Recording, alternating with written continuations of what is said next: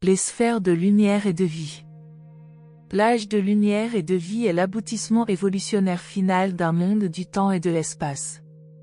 Depuis l'époque initiale de l'homme primitif, un tel monde habité a passé par la série des âges planétaires, les âges antérieurs et postérieurs au prince planétaire, l'âge post-adamique, l'âge postérieur au fils magistral et l'âge postérieur au fils d'effusion.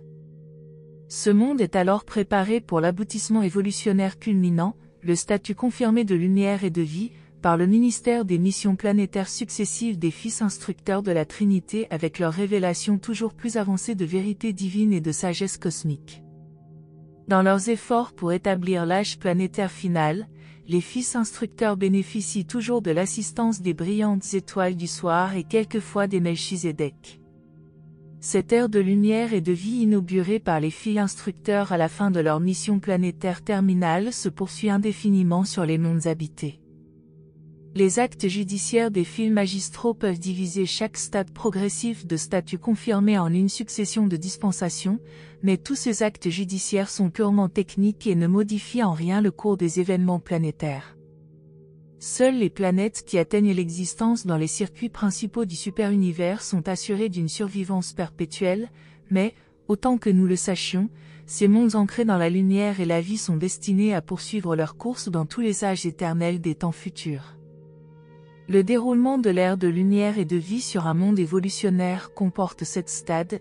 Sous ce rapport, il faut noter que les mondes des mortels qui fusionnent avec l'esprit évoluent selon des lignes identiques à ceux des séries à fusion d'ajusteurs. Voici les 7 stades de lumière et de vie. 1. Le premier stade ou stade planétaire. 2. Le deuxième stade ou stade du système. 3. Le troisième stade ou stade de la constellation.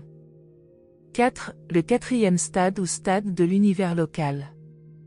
5. Le cinquième stade ou stade du secteur mineur. 6. Le sixième stade ou stade du secteur majeur. 7. Le septième stade ou stade du super-univers.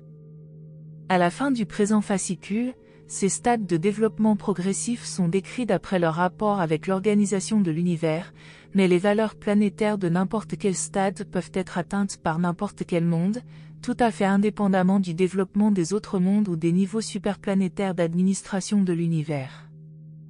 1. Le temple morontiel.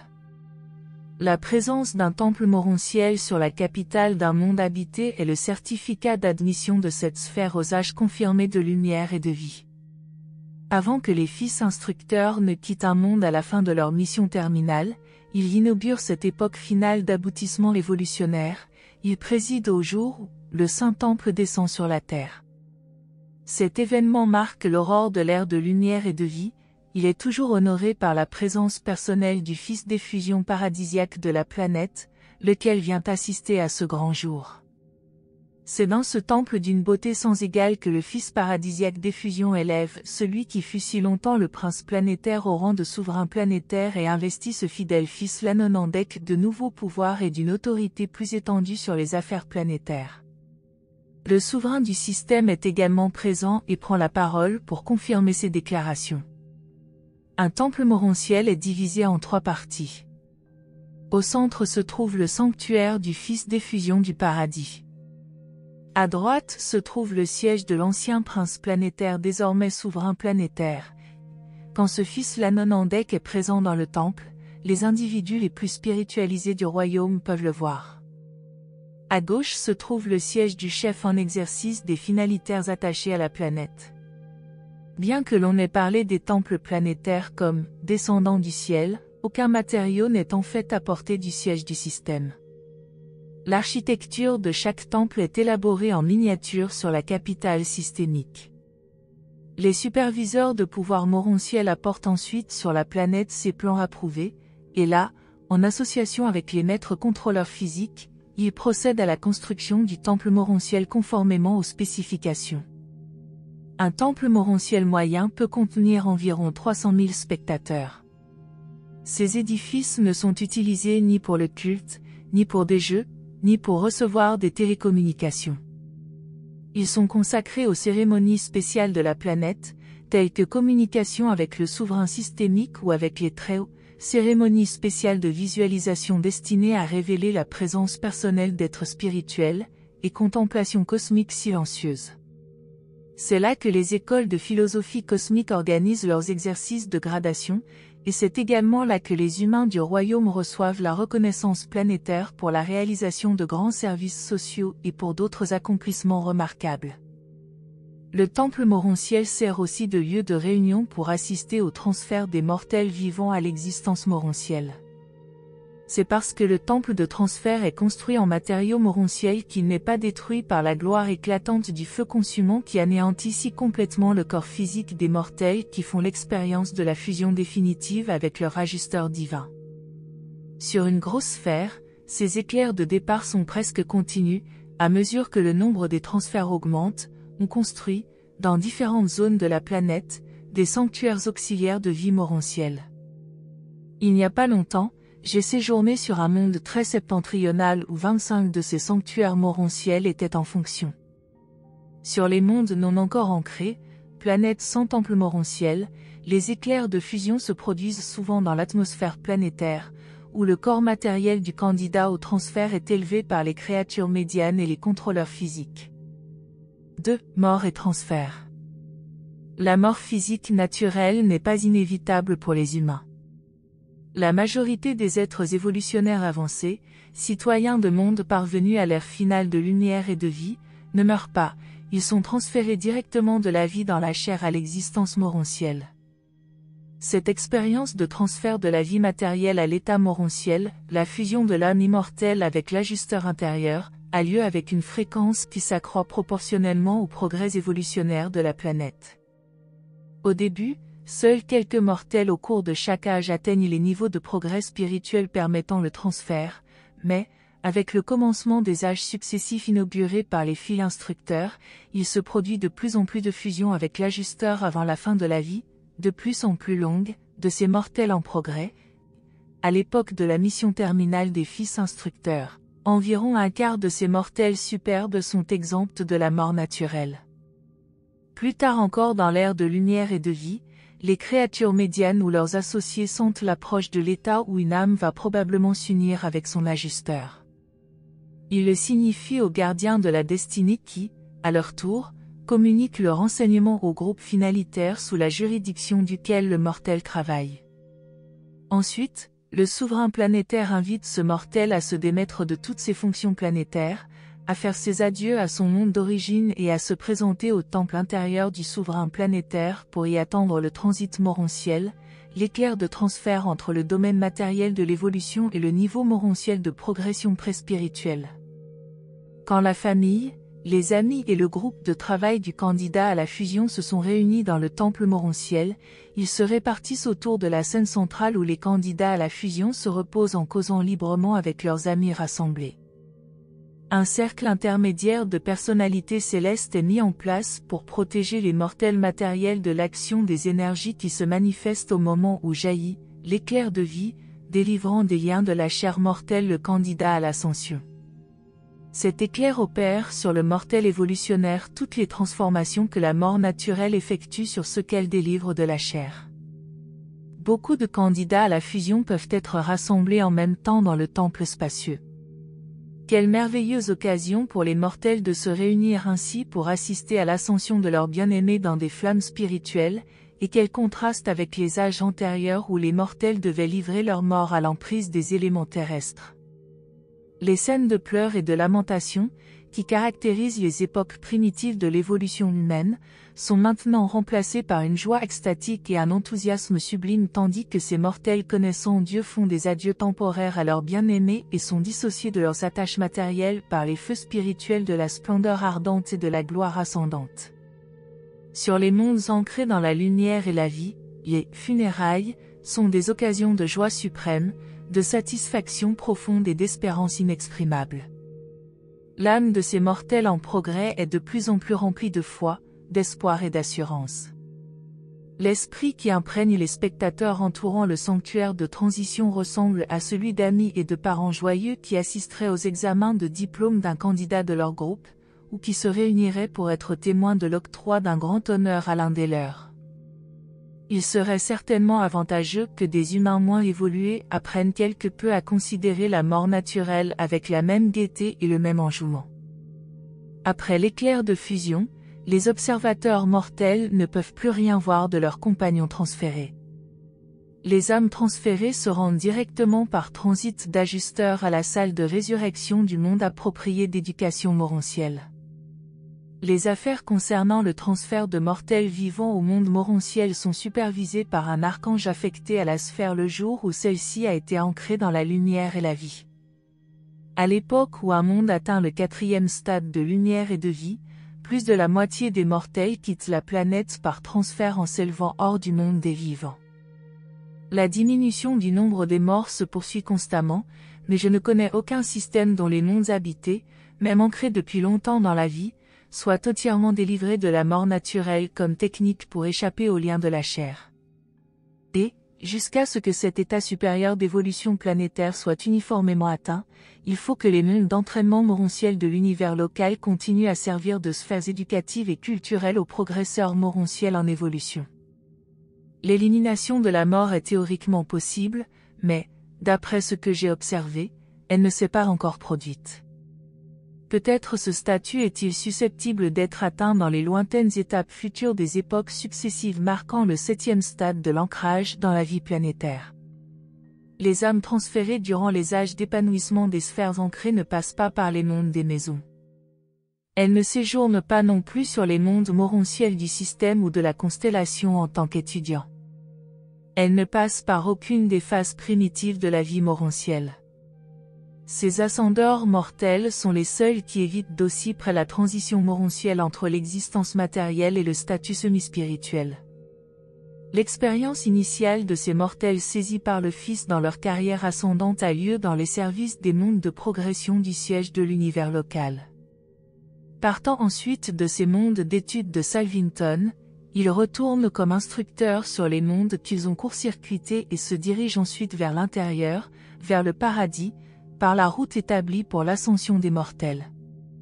Si vous pouviez seulement visiter une planète à un stade avancé de développement, vous saisiriez vite les raisons qui motivent une réception différenciée des ascendeurs sur les mondes des maisons et sur les mondes morontiels supérieurs. Vous comprendriez aisément que des êtres quittant ces sphères hautement évoluées sont prêts à reprendre leur ascension vers le paradis bien avant la moyenne des mortels arrivant d'un monde désordonné et arriéré comme Urantia. Quel que soit le niveau d'aboutissement planétaire d'où les hommes partent pour s'élever au monde morontiel, les 7 sphères des maisons leur fournissent d'amples occasions d'acquérir par expérience comme maître-élève toutes les notions qui leur manquent à cause du statut avancé de leur planète natale. L'univers ne manque jamais d'appliquer ces techniques d'égalisation destinées à veiller à ce que nul ascendeur ne soit privé de rien d'essentiel à son expérience d'ascension. 3. Les âges d'or. Durant cet âge de lumière et de vie, le monde prospère de plus en plus sous le règne paternel du souverain planétaire. À ces époques, les mondes progressent avec la force vive d'un seul langage, d'une seule religion, et sur les sphères normales, d'une seule race, mais cet âge n'est pas parfait. Ces mondes ont encore des hôpitaux bien installés, des cliniques pour prendre soin des malades. Il y subsiste encore le problème de soigner les blessures accidentelles et les infirmités inévitables qui accompagnent la décrépitude de l'âge et les troubles de la sénilité. La maladie n'a pas encore été entièrement vaincue et les animaux terrestres n'ont pas été parfaitement soumis, mais ces mondes ressemblent au paradis en comparaison des premiers temps de l'homme primitif durant l'âge qui précède le prince planétaire. Si vous pouviez être transporté subitement sur une planète à ce stade de développement, vous qualifierez instinctivement ce royaume de ciel sur terre. Un gouvernement humain pour la conduite des affaires matérielles continue à fonctionner pendant tout cet âge de progrès et de perfection relatif. Sur un monde que j'ai récemment visité et qui en était au premier stade de lumière et de vie, les activités publiques étaient financées par la technique de la dîme. Chaque travailleur adulte, et tous les citoyens valides travaillant à quelque chose, payaient 10% de leurs revenus ou de leur plus-value au trésor public qui en disposait de la manière suivante. 1. 3% étaient dépensés pour la promotion de la vérité, science, éducation et philosophie. 2. 3% étaient consacrés à la beauté, jeux, loisirs sociaux et arts. 3% étaient consacrés à la bonté, services sociaux, altruisme et religion. 4. 1% étaient affectés aux réserves d'assurance contre le risque d'incapacité de travail résultant d'accidents, de maladies, de vieillesse ou de désastres inéluctables. Les ressources naturelles de cette planète étaient administrées comme des possessions sociales, des propriétés de la communauté.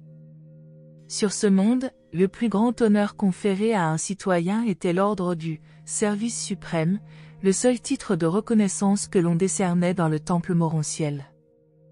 Il était attribué à ceux qui s'étaient longtemps distingués dans une phase de découverte supramatérielle ou de service social planétaire. La plupart des postes sociaux et administratifs étaient tenus conjointement par un homme et une femme. La majeure partie de l'enseignement était aussi donnée conjointement, de même les responsabilités judiciaires étaient toutes assumées par des couples associés similaires. Sur ces mondes superbes, la période de fécondité des femmes n'est pas très prolongée. Il n'est pas souhaitable qu'il y ait de trop grands écarts d'âge entre les enfants d'une même famille. Quand ils sont d'âge rapproché, ils peuvent beaucoup mieux contribuer à leur éducation mutuelle. Sur ces planètes, ils sont magnifiquement éduqués par des systèmes compétitifs d'efforts assidus dans les domaines et départements avancés où l'on réalise des accomplissements divers dans la maîtrise de la vérité, de la beauté et de la bonté. N'ayez crainte cependant, même ces sphères glorifiées présentent une bonne moisson de mal, tant réel que potentiel, qui stimule le choix entre la vérité et l'erreur, entre le bien et le mal, entre le péché et la droiture. Néanmoins, il existe une pénalité certaine et inévitable attachée à l'existence mortelle sur les planètes évolutionnaires avancées. Lorsqu'un monde ancré progresse au-delà du troisième stade de lumière et de vie, tous les ascendeurs sont destinés à recevoir, avant d'atteindre le secteur mineur, une affectation temporaire d'une sorte ou d'une autre sur une planète passant par les stades primitifs de l'évolution. Chaque ère successive représente des accomplissements plus élevés dans toutes les phases d'aboutissement planétaire. Au stade initial de la lumière, la révélation de la vérité est élargie jusqu'à embrasser les opérations de l'univers des univers, tandis qu'au cours du deuxième âge, l'étude de la déité tend à approfondir le concept protéiforme de la nature, de la mission, du ministère, des associations, de l'origine et de la destinée des fils créateurs, premier niveau de Dieu le septuple. Une planète de la dimension d'Urantia, lorsqu'elle est assez bien ancrée, pourrait disposer d'une centaine de sous-centres administratifs. Ces centres subordonnés seraient présidés par un des groupes suivants d'administrateurs qualifiés. 1. Les jeunes fils et filles matériels amenés du siège systémique pour travailler comme assistants de l'Adam et de l'Ève régnant. 2. Les descendants de l'état-major semi-mortel du prince planétaire qui furent procréés sur certains mondes en vue de cette responsabilité et de quelques autres semblables. 3. La progéniture planétaire directe d'Adam et d'Ève. 4. Les créatures médianes matérialisées et humanisées. 5. Les mortels ayant statut de fusion avec leur ajusteur et qui, sur leur propre demande et sur ordre de l'ajusteur personnalisé chef de son ordre dans l'univers, sont temporairement dispensés de transfert pour pouvoir conserver sur la planète certains postes administratifs importants. 6. Les mortels spécialement entraînés sortant des écoles planétaires d'administration et ayant mérité l'ordre du suprême service du temple morontiel. 7. Certaines commissions élues de 3 citoyens bien qualifiés, parfois choisis par la communauté sous la direction du souverain planétaire d'après leur aptitude spéciale à accomplir certaines tâches définies nécessaires dans ce secteur planétaire particulier. Le grand handicap auquel Urantia doit faire face pour atteindre la haute destinée planétaire de lumière et de vie provient des problèmes de la maladie, de la dégénérescence, de la guerre, des races multicolores et du multilinguisme. Nul monde évolutionnaire ne peut espérer progresser au-delà du premier stade d'ancrage dans la lumière sans s'être rallié à un seul langage, une seule religion, une seule philosophie. Le fait de n'appartenir qu'à une race facilite grandement cet accomplissement, mais l'existence de nombreux peuples sur Urantia n'exclut pas l'aboutissement à des stades supérieurs. 4. Ajustements administratifs. Au cours des stades successifs de l'existence ancrée, les mondes habités font de merveilleux progrès sous la sage et sympathique administration des volontaires du corps de la finalité, ascendeurs ayant atteint le paradis et revenus apporter leur ministère à leurs frères dans la chair. Ces finalitaires coopèrent activement avec les fils instructeurs de la Trinité, mais ne commencent pas à participer réellement aux affaires du monde avant l'apparition sur Terre du Temple morontiel. Après que le ministère planétaire du corps de la finalité a été officiellement installé, la majorité des légions célestes se retirent, mais les gardiens séraphiques de la destinée continuent leur ministère personnel auprès des mortels progressant dans la lumière. En effet, ces anges arrivent même en nombre toujours croissant pendant les âges ancrés, car des groupes de plus en plus importants d'êtres humains atteignent durant leur vie sur la planète le troisième cercle cosmique d'aboutissement. Mortels coordonnés. Ceci n'est que le premier des ajustements administratifs accompagnant le déroulement des âges successifs d'aboutissement de plus en plus brillants sur les mondes habités passant du premier au septième stade d'existence ancrée. Le premier stade de lumière et de vie. Un monde à ce stade initial d'ancrage est administré par 3 dirigeants. A. Le souverain planétaire bientôt conseillé par un fils instructeur de la Trinité, très probablement le chef du dernier corps de ses fils ayant opéré sur la planète. B. Le chef du corps planétaire des finalitaires. C'est Adam et Ève qui, conjointement, unifient le double commandement du prince souverain et du chef des finalitaires. Agissant comme interprètes pour les gardiens séraphiques et les finalitaires, se situent les créatures médianes élevées et libérées. L'un des derniers actes des fils instructeurs de la Trinité dans leur mission terminale consiste à libérer les médians du royaume et à les promouvoir, ou les rétablir, au statut planétaire avancé en les affectant à des postes de responsabilité dans la nouvelle administration de la sphère ancrée. Des modifications suffisantes ont déjà été effectuées dans le champ de la vision humaine pour permettre aux mortels de reconnaître ses cousins du régime adamique initial, jusque-là invisibles.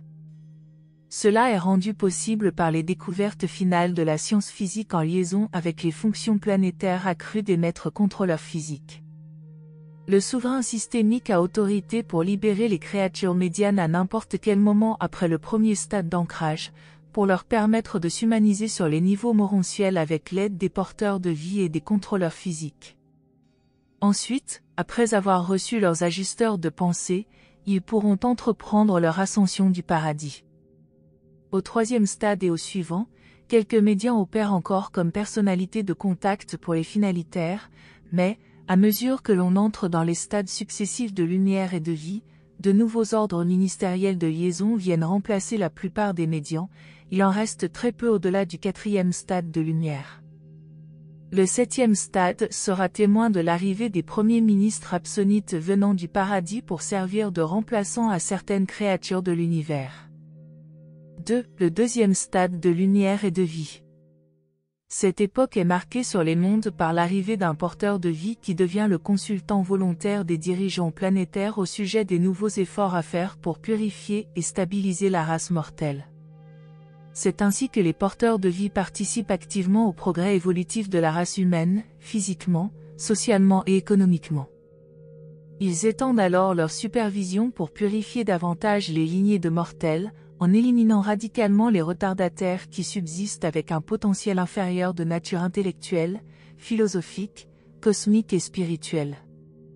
Ceux qui préparent et implantent la vie sur un monde habité sont pleinement qualifiés pour conseiller les fils et les filles matériels qui jouissent d'une autorité entière et indiscutée pour purger la race en évolution de toutes les influences nuisibles.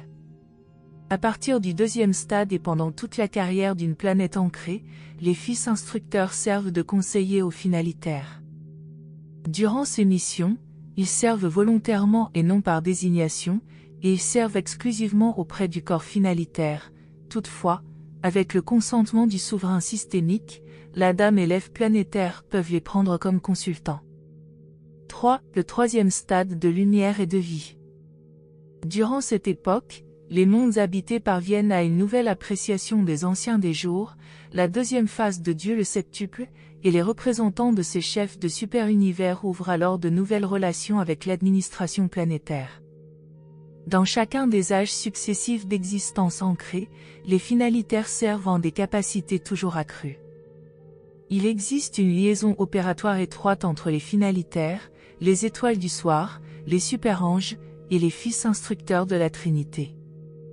Durant cet âge ou le suivant, un fils instructeur, assisté de son quatuor d'esprits tutélaires, est attaché au chef exécutif humain élu, lequel devient l'associé du souverain planétaire comme administrateur conjoint des affaires du monde. Ces chefs exécutifs mortels servent pendant 25 ans du temps planétaire. C'est ce nouveau développement qui rend aisé à l'Adam et à l'Ève planétaires de se libérer, au cours des âges suivants, du monde où ils ont été affectés si longtemps.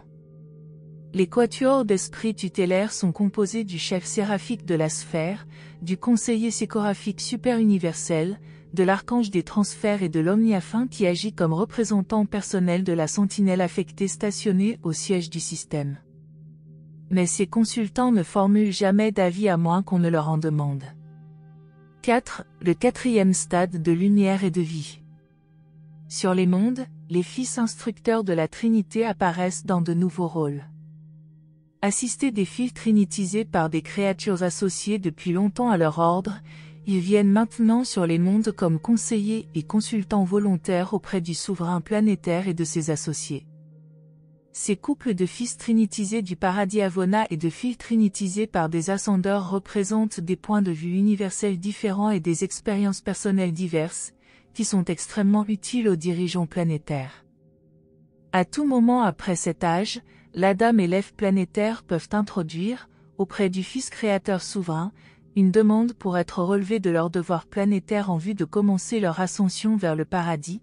Ils peuvent aussi rester sur la planète pour diriger l'ordre nouvellement apparu d'une société à spiritualité croissante, composée de mortels avancés qui s'efforcent de comprendre les enseignements philosophiques des finalitaires, exposés par les brillantes étoiles du soir. Celles-ci sont maintenant affectées à ces mondes pour collaborer par pair avec les segonafins venus du siège du super-univers. Les finalitaires s'occupent principalement d'inaugurer les activités nouvelles et supramatérielles de la société, sociale, culturelle, philosophique, cosmique et spirituelle. Aussi loin que nous puissions discerner, ils poursuivront ce ministère très tard dans la 7e époque de stabilité évolutionnaire. Il est possible qu'ils aillent ensuite l'exercer dans l'espace extérieur. Dans ce cas, nous supposons qu'ils pourraient être remplacés par des êtres absonites venant du paradis. 5. Le 5e stade de lumière et de vie. Les rajustements de ce stade d'existence ancré concernent presque entièrement les domaines physiques et intéressent au premier chef les maîtres contrôleurs physiques. 6. Le 6e stade de lumière et de vie est témoin du développement de nouvelles fonctions des circuits mentaux du royaume. La sagesse cosmique paraît devenir partie constituante du ministère universel du mental.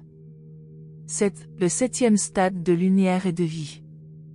De bonne heure dans la 7e époque, l'instructeur de la Trinité qui conseille le souverain planétaire est rejoint par un conseiller volontaire envoyé par les anciens des jours, et il s'y ajoutera plus tard un 3e consultant envoyé par l'exécutif suprême du super-univers. À un moment donné de cette époque et si cela n'a pas eu lieu auparavant, Adam et Ève sont toujours relevés de leurs devoirs planétaires. Si le corps finalitaire comprend un fils matériel, ce dernier peut devenir associé du chef exécutif mortel. Un Melchizedek est parfois volontaire pour opérer en cette capacité. S'il y a un médian parmi les finalitaires, tous les médians encore sur la planète sont immédiatement libérés. Après avoir été relevés de leur affectation qui a duré des âges, un Adam et une Ève planétaires peuvent choisir parmi les carrières suivantes. 1. Ils peuvent obtenir leur relève planétaire et partir immédiatement du siège de l'univers pour leur carrière du paradis en recevant un ajusteur de pensée après avoir terminé leur expérience morontielle. 2. Très souvent, un Adam et une Ève reçoivent des ajusteurs pendant qu'ils servent encore sur un monde ancré dans la lumière. Cela coïncide alors avec la réception d'ajusteurs par quelques-uns de leurs descendants directs importés comme volontaires pour un terme de service planétaire. Ultérieurement, ils pourront tous aller au siège de l'univers et y entreprendre la carrière vers le paradis. 3. Un Adam et une Ève planétaires peuvent choisir, comme le font des fils et filles matériels de la capitale systémique, d'aller directement dans le monde mitsonite pour un bref séjour au cours duquel ils recevront leur ajusteur. 4. Ils peuvent décider de retourner à la capitale du système pour y occuper, pendant un temps, des sièges à la Cour suprême. Après ce service, ils recevront des ajusteurs et commenceront l'ascension vers le paradis. 5. En quittant leurs fonctions administratives, ils peuvent choisir de retourner à leur monde natal pour y servir d'instructeurs pendant une période. Un ajusteur les habitera au moment de leur transfert au siège de l'univers. Durant toutes ces époques, les fils et filles matériels importés comme assistants exercent une influence prodigieuse sur les ordres sociaux et économiques en cours de progrès. Ils sont potentiellement immortels, du moins jusqu'au moment où ils choisissent de s'humaniser, de recevoir un ajusteur et de partir pour le paradis. Sur les mondes évolutionnaires, il faut que les êtres s'humanisent pour recevoir un ajusteur de pensée. Tous les membres ascendants des finalitaires du corps des mortels ont été habités par un ajusteur et ont fusionné avec lui, sauf les séraphins. Ceux-ci sont habités par un autre genre d'esprit du Père au moment où ils sont enrôlés dans ce corps. 5. L'apogée du développement matériel. Les créatures mortelles vivant sur un monde isolé frappé de péché, dominé par le mal et égoïste comme Urantia ne peuvent guère concevoir la perfection physique, l'aboutissement intellectuel et le développement spirituel qui caractérisent les époques avancées d'évolution sur une sphère sans péché. Les stades avancés d'un monde ancré dans la lumière et la vie représentent l'apogée du développement matériel évolutionnaire. Sur ces mondes cultivés, l'oisiveté et les frictions des âges primitifs initiaux se sont dissipées. La pauvreté et les inégalités sociales n'existent presque plus, la dégénérescence a disparu, la délinquance s'observe rarement.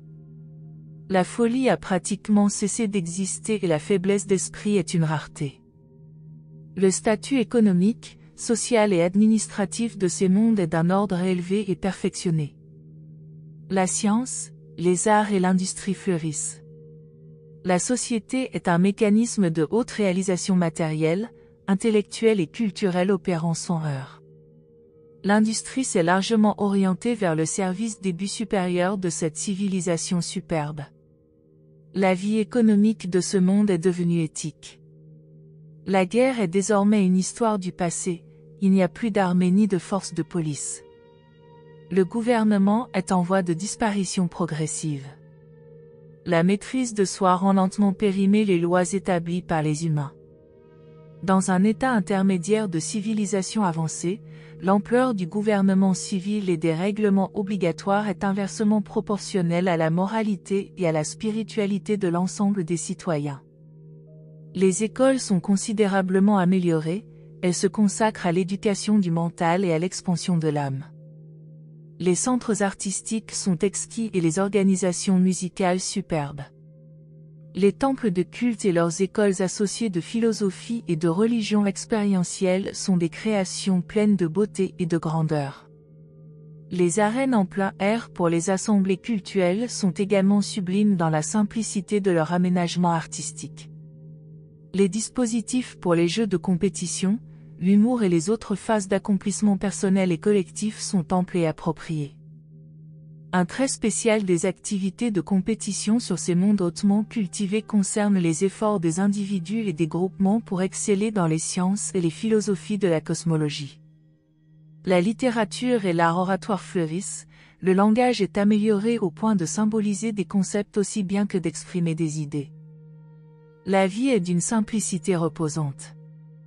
Les hommes ont enfin coordonné un état élevé de développement mécanique avec des aboutissements intellectuels séduisants, ils ont dominé les deux avec une réussite spirituelle exquise. La poursuite du bonheur est une expérience de joie et de satisfaction. 6. Les mortels individuels. À mesure que les mondes progressent dans le statut confirmé de lumière et de vie, la société devient de plus en plus pacifique. L'individu reste tout aussi indépendant et dévoué à sa famille, mais est devenu plus altruiste et fraternel. Tel que vous êtes sur Urantia, vous ne pouvez guère apprécier le statut avancé et la nature progressive des races éclairées de ces mondes rendus parfaits. Leurs habitants sont la floraison des races évolutionnaires. Mais de tels êtres sont encore mortels, ils continuent à respirer, manger, boire et dormir. Cette grande évolution n'est pas le ciel, mais un avant-goût sublime des mondes divins que l'on rencontrera dans l'ascension vers le paradis.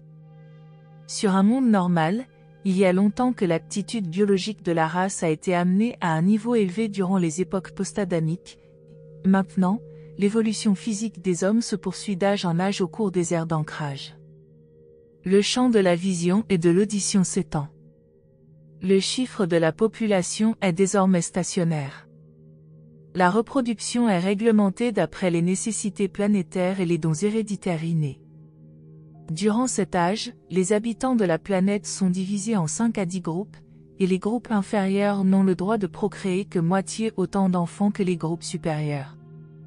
L'amélioration constante d'une race aussi magnifique durant toute l'ère de lumière et de vie est largement une affaire de reproduction sélective chez les lignées raciales qui font montre de qualités supérieures de nature sociale, philosophique, cosmique et spirituelle. Les ajusteurs continuent d'arriver comme aux stades évolutionnaires antérieurs, à mesure que les époques passent, ces mortels sont de plus en plus aptes à communier avec le fragment intérieur du Père.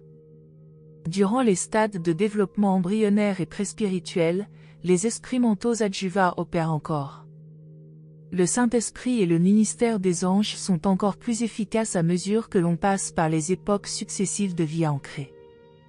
Au 4e stade de lumière et de vie, les individus avancés paraissent faire l'expérience d'un important contact conscient avec la présence spirituelle du Maître-Esprit dont la juridiction s'étend sur leur super-univers, alors que la philosophie de leur monde se focalise dans des efforts pour comprendre les nouvelles révélations de Dieu le Suprême. Sur les planètes jouissant de ce statut avancé, plus de la moitié des habitants font l'expérience du transfert à l'état morontiel en partant du domaine des vivants. Il est exact que, les anciennes choses passent, voici, toutes choses deviennent nouvelles. Nous estimons que l'évolution physique aura atteint son plein développement à la fin de la 5e époque de l'ère de lumière et de vie. Nous constatons que les limites supérieures du développement spirituel, associées au mental humain en évolution, sont déterminées par la fusion avec l'ajusteur à un niveau où les valeurs morontielles et les significations cosmiques sont réunies. Mais, en ce qui concerne la sagesse, sans pouvoir dire que nous le sachions, nous conjecturons qu'il ne peut jamais y avoir de limite à l'évolution intellectuelle et à l'acquisition de la sagesse. Sur un monde au 7e stade, la sagesse peut épuiser les potentiels matériels, aborder la perspicacité de la mota et même finalement goûter à la splendeur absonite. Sur les mondes hautement évolués qui sont depuis longtemps au 7e stade, nous constatons que les êtres humains apprennent complètement le langage de l'univers local avant d'être transférés, et j'ai même visité quelques très anciennes planètes où des abandontaires enseignaient aux plus anciens mortels la langue du super-univers. Et j'ai observé sur ces mondes la technique par laquelle les personnalités absonites révèlent la présence des finalitaires dans le temple morontiel. Telle est l'histoire du but magnifique des efforts des mortels sur les mondes évolutionnaires, et tout cela a lieu avant même que les hommes n'entreprennent leur carrière morontielle. Tout ce splendide développement peut être atteint par des mortels matériels sur des mondes habités, lors du tout premier stade de leur carrière éternelle et incompréhensible pour s'élever au paradis et atteindre la divinité. Mais vous est-il vraiment possible d'imaginer la qualité des mortels évolutionnaires qui viennent maintenant de mondes ayant longtemps vécu dans la 7e période d'ancrage de lumière et de vie? Ce sont leurs semblables qui vont sur les mondes morontiels de la capitale de l'univers local pour y commencer leur carrière d'ascension. Si les mortels d'Urantia, monde désaxé, pouvaient seulement contempler une planète plus évoluée, ancrée depuis longtemps dans la lumière et la vie, ils ne mettraient plus jamais en doute la sagesse du plan évolutionnaire de la création. Même si la progression éternelle des créatures n'avait pas de futur, les réalisations évolutionnaires superbes des races humaines sur les mondes bien établis d'accomplissement perfectionné justifieraient amplement la création de l'homme sur les planètes du temps et de l'espace. Nous réfléchissons souvent à ceci: si le grand univers était ancré dans la lumière et la vie, les charmants rassembleurs mortels seraient-ils encore destinés au corps de la finalité? Nous ne le savons pas. C'est le premier stade ou stade planétaire. Cette époque s'étend depuis l'apparition du temple morontiel au nouveau quartier général de la planète jusqu'au moment où le système entier est ancré dans la lumière et la vie. Cet âge est inauguré par les fils instructeurs de la Trinité à la fin de leurs missions successives dans le monde, lorsque le prince planétaire est élevé au statut de souverain planétaire par ordre et en la présence personnelle du Fils d'effusion paradisiaque de cette sphère. Les finalitaires inaugurent en même temps leur participation active aux affaires planétaires. D'après les apparences extérieures et visibles, les chefs ou directeurs effectifs d'un tel monde ancré dans la lumière et la vie sont le fils et la fille matérielle, l'Adam et l'Ève planétaire. Les finalitaires sont invisibles ainsi que le prince souverain, sauf quand il est dans le temple morontiel. Les vrais chefs actuels du régime planétaire sont donc le fils et la fille matérielle. C'est la connaissance de ces dispositions qui a donné du prestige à l'idée de roi et de reine dans tous les royaumes de l'univers. Les rois et les reines représentent une grande réussite dans ces circonstances idéales, quand un monde peut disposer de ces hautes personnalités pour agir au nom de dirigeants encore supérieurs, mais invisibles. Quand cette ère sera atteinte sur votre planète, il n'y a pas de doute que Mashivanta Melchizedek, présentement prince planétaire vice-gérant d'Urantia, occupera le siège du souverain planétaire. Sur Jérusalem, on suppose depuis longtemps qu'il sera accompagné par un fils et une fille de l'Adam et de l'Ève d'Urantia qui sont présentement retenus sur Edantia comme pupilles des Très-Hauts de Norlasiadek. Ces enfants d'Adam pourraient servir ainsi sur Urantia en association avec le souverain Melchizedek, car ils ont été privés de leur pouvoir procréateur il y a près de 37 000 ans lorsqu'ils ont abandonné leur corps matériel sur Urantia pour préparer leur transit sur Edantia. L'âge ancré continue indéfiniment jusqu'à ce que toutes les planètes du système atteignent l'ère de stabilisation, et alors, quand le monde le plus jeune, le dernier à s'ancrer dans la lumière et la vie, a eu l'expérience de cette stabilité pendant un millénaire du temps systémique, l'ensemble du système acquiert le statut stabilisé et les mondes individuels entrent dans l'époque systémique de l'ère de lumière et de vie. Puis, le deuxième stade ou stade systémique. Lorsqu'un système tout entier s'ancre dans la vie, un nouvel ordre de gouvernement est instauré. Les souverains planétaires deviennent membres du conclave du système, et ce nouveau corps administratif, soumis au veto des pères des constellations, dispose de l'autorité suprême. Un tel système de mondes habités devient pratiquement autarchique. L'assemblée législative du système est constituée sur le monde siège, et chaque planète y envoie ses 10 représentants. Des tribunaux sont désormais installés sur les capitales systémiques et l'on ne porte plus que les appels devant les cours du siège de l'univers. Lors de l'ancrage du système, la sentinelle affectée, représentant de l'exécutif suprême du super-univers, devient consultant volontaire auprès de la Cour systémique suprême et président effectif de la nouvelle Assemblée législative. Après qu'un système entier a été ancré dans la lumière et la vie, il n'a plus de souverain systémique qui se succède. Chaque souverain reste perpétuellement à la tête de son système. Les souverains assistants continuent d'être remplacés comme au cours des âges précédents. Durant cette époque de stabilisation, des Mitsonitaires viennent pour la première fois des mondes sièges de l'univers où ils séjournent, pour agir comme conseillers auprès des assemblées législatives et comme consultants auprès des tribunaux judiciaires. Ces Mitsonitaires poursuivent aussi des efforts pour inculquer certaines nouvelles significations de Mota, ayant une valeur suprême, aux entreprises éducatives qu'ils parrainent conjointement avec les finalitaires. Les créatures Mitsonites jouent alors auprès des humains unifiés et glorifiés, dans les domaines toujours en progrès de la philosophie et de la pensée spiritualisée, le rôle que les fils matériels avaient joué biologiquement pour les races mortelles.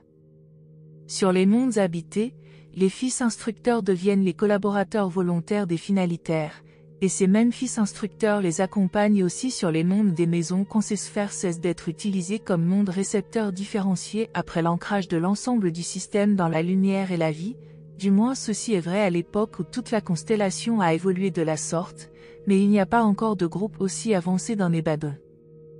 Nous ne sommes pas autorisés à révéler la nature du travail des finalitaires qui superviseront ces mondes des maisons reconsacrées. Vous avez cependant été informé qu'il existe, de par les univers, divers types de créatures intelligentes qui n'ont pas été décrits dans ces exposés. Et maintenant, à mesure que les systèmes s'ancrent un à un dans la lumière en vertu du progrès des mondes qui les composent, le moment arrive où le dernier système d'une constellation donnée atteint la stabilisation. Les administrateurs de l'univers, le Maître-Fils, l'Union des jours et la radieuse étoile du matin, arrivent alors sur la capitale de la constellation pour proclamer que les Très-Hauts sont les dirigeants indiscutés de la nouvelle famille rendue parfaite de son système ancré de mondes habités. 9. Le troisième stade ou stade de la constellation. L'unification d'une constellation entière de systèmes ancrés s'accompagne d'une nouvelle répartition de l'autorité exécutive et de remaniements supplémentaires dans l'administration de l'univers. Cette époque voit des accomplissements avancés sur tous les mondes habités, mais elle est particulièrement caractérisée par des rajustements au siège de la constellation avec de notables changements de relations, d'une part avec la supervision systémique, et d'autre part avec le gouvernement de l'univers local.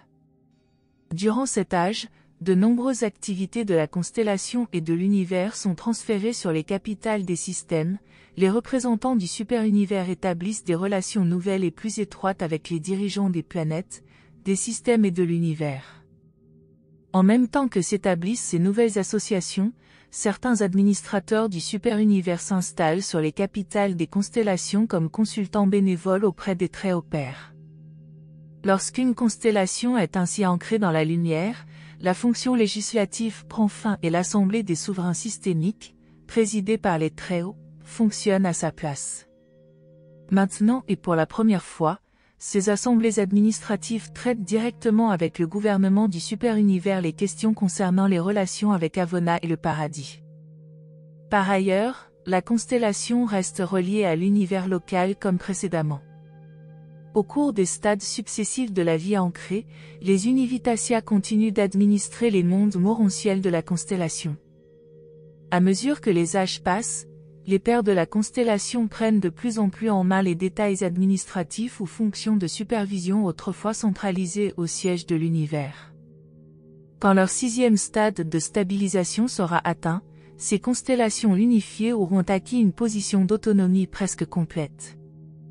À l'entrée dans le 7e stade d'ancrage, on verra sans aucun doute leurs dirigeants élevés à la vraie dignité signifiée par leur nom, les Très-Hauts. À tous égards, les constellations traiteront alors directement avec les dirigeants du super-univers, tandis que le gouvernement de l'univers local s'amplifiera pour prendre la responsabilité de nouvelles obligations vis-à-vis du grand univers. Dit le 4e stade ou stade de l'univers local.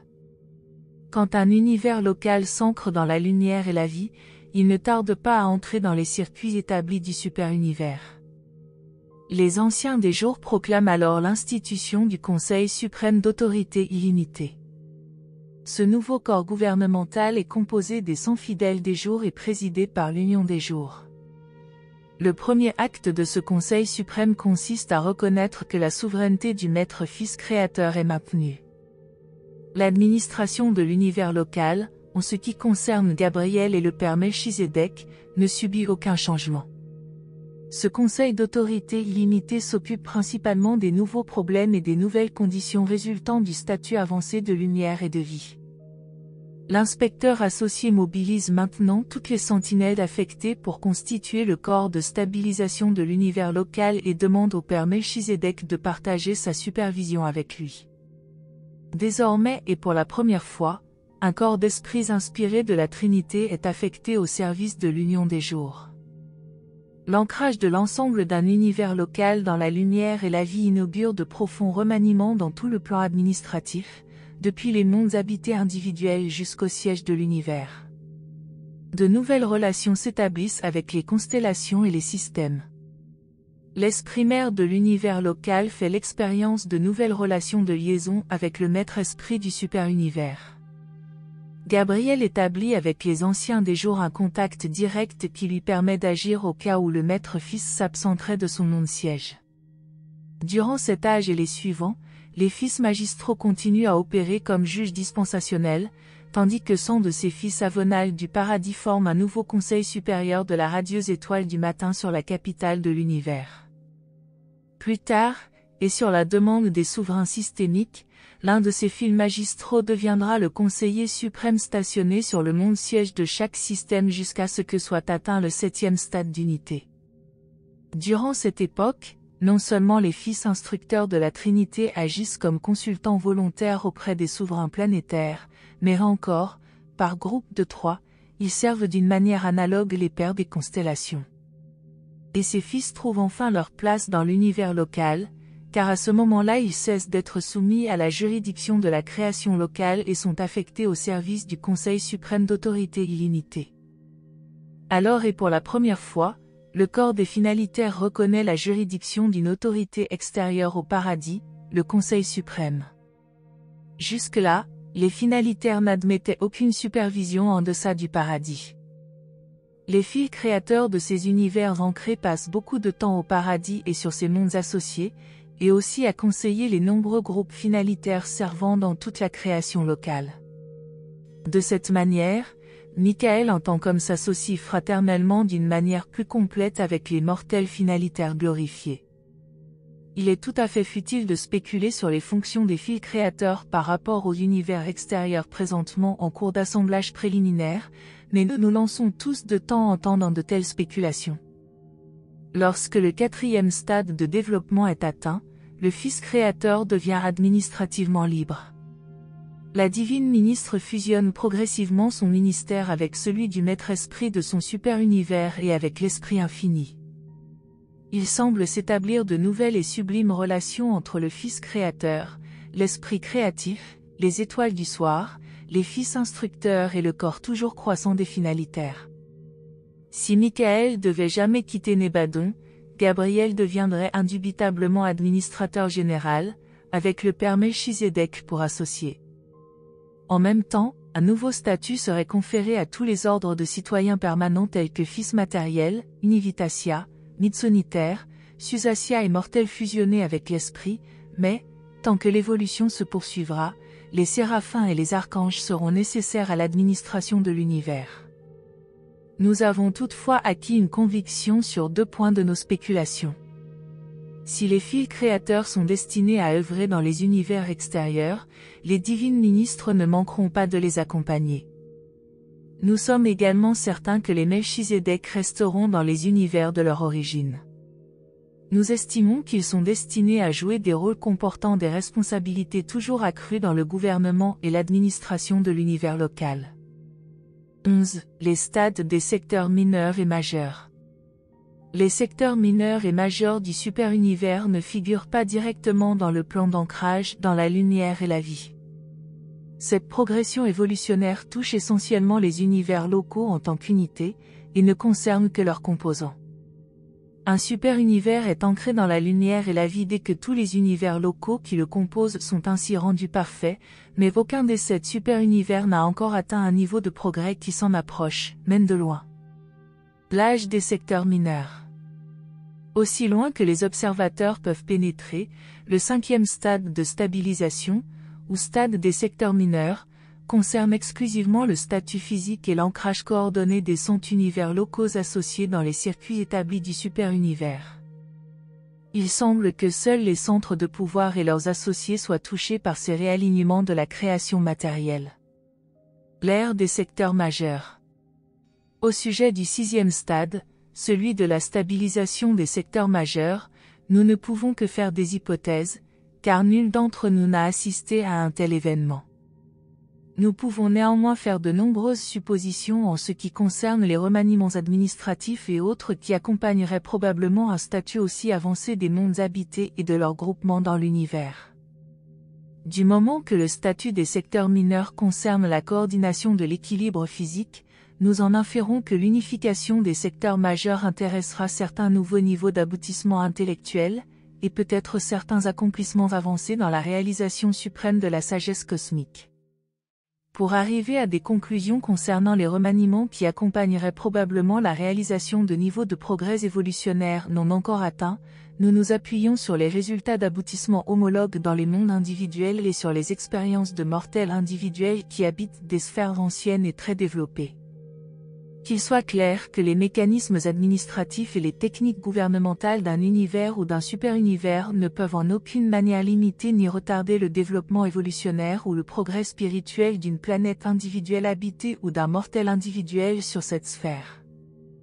Dans certains des plus anciens univers, nous trouvons des mondes ancrés dans le 5e et le 6e stade de lumière et de vie, et même ayant largement entamé la 7e époque.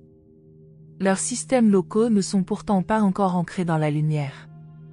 De jeunes planètes peuvent retarder l'unification du système, mais cela ne handicape en rien le progrès d'un monde plus âgé et plus évolué. Les limitations dues à l'environnement ne peuvent pas non plus, même sur un monde isolé, contrecarrer l'aboutissement personnel de l'individu mortel. Jésus de Nazareth, en tant qu'homme parmi les hommes, atteignit personnellement le statut de lumière et de vie sur Urantia, il y a plus de 1900 ans. C'est en observant ce qui se passe sur des mondes ancrés depuis longtemps que nous arrivons à des conclusions assez fiables sur ce qui arrivera quand un super-univers tout entier s'ancrera dans la lumière, même sans pouvoir formuler d'hypothèses bien fondées sur la stabilisation des 7 super-univers. 12. Le 7e stade ou stade des super-univers. Nous ne pouvons prévoir positivement ce qui arriverait si un super-univers s'ancrait dans la lumière, parce qu'un tel événement ne s'est jamais produit. D'après les enseignements des Melchizedek, qui n'ont jamais été contredits, nous inférons que des changements radicaux seraient effectués dans toute l'organisation et l'administration de chaque unité des créations du temps et de l'espace, depuis les mondes habités jusqu'aux quartiers généraux du super-univers. On croit généralement qu'un grand nombre de fils trinitisés par des créatures et n'ayant pas d'attache spéciale seraient rassemblés aux quartiers généraux et aux capitales divisionnaires des super-univers ancrés. Cela pourrait être en prévision de la venue un jour des arrivants de l'espace extérieur se dirigeant vers Avona et le paradis, mais en réalité nous n'en savons rien. Si un super-univers s'ancrait dans la lumière et la vie, nous croyons que les superviseurs non qualifiés du suprême, qui sont maintenant ses conseillers, deviendraient le corps administratif supérieur sur le monde siège du super-univers. Ils sont les personnalités capables de contacter directement les administrateurs absonites qui deviendraient immédiatement actifs dans le super-univers ancré. Bien que ces superviseurs non qualifiés aient longtemps opéré comme conseillers et consultants dans des unités évolutionnaires avancées de la création, ils n'assumeront pas de responsabilités administratives avant que l'autorité de l'être suprême ne soit devenue souveraine. Les superviseurs non qualifiés du suprême, qui opèrent plus largement à cette époque, ne sont ni finis, ni absonites, ni ultimes, ni infinis. Ils sont la suprématie et ne font que représenter Dieu le suprême. Ils personnalisent la suprématie de l'espace-temps et n'opèrent donc pas dans Ravona. Ils opèrent seulement comme unificateurs suprêmes. Peut-être sont-ils impliqués dans la technique de réflectivité universelle, mais nous n'en sommes pas certains. Nul d'entre nous n'a un concept satisfaisant de ce qui arrivera quand le grand univers, le groupe des 7 super-univers dépendants de Avona, sera entièrement ancré dans la lumière et la vie. Il est hors de doute que cette occurrence représentera dans les annales de l'éternité l'événement le plus important depuis l'apparition de l'univers central. Certains estiment que l'être suprême lui-même émergera du mystère de Avona qui entoure sa personne spirituelle et qu'il établira sa résidence au siège du 7e super-univers comme souverain tout-puissant et expérientiel des créations rendues parfaites du temps et de l'espace, mais en réalité nous n'en savons rien. Présenté par un puissant messager affecté temporairement au Conseil des Archanges sur Urantia.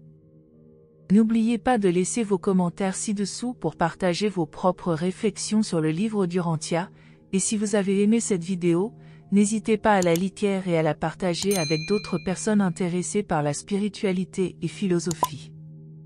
Merci de nous avoir rejoints aujourd'hui, et je vous retrouve bientôt pour une nouvelle exploration passionnante.